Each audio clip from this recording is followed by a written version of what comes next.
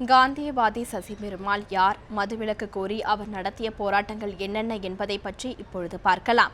சேலம் மாவட்டம் மேட்டுக்காடு அருகே சாத்தம்பாளையம் காட்டுவளவு பகுதியைச் சேர்ந்தவர் காந்தியவாதி சசி பெருமாள்.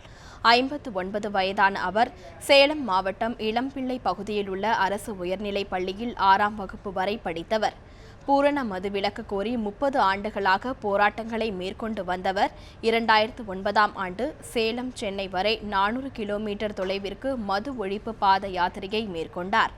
2013ஆம் ஆண்டு ஜனவரி 30ஆம் தேதி காந்தி நினைவு தினத்தில் சென்னை கடற்கரை காந்தி சிலை முன் காலவரையற்ற உண்ணாவிரதம் மேற்கொண்ட சசி பெருமாள் 30 நாட்களுக்கும் மேலாக உண்ணாவிரதத்தை தொடர்ந்தார்.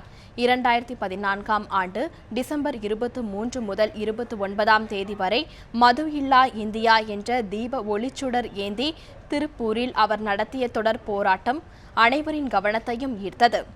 டெல்லி ஜந்தர் மந்தரில் காலவரையற்ற உண்ணாவிரத போராட்டத்தையும் சசி பெருமாள் நடத்தினார்.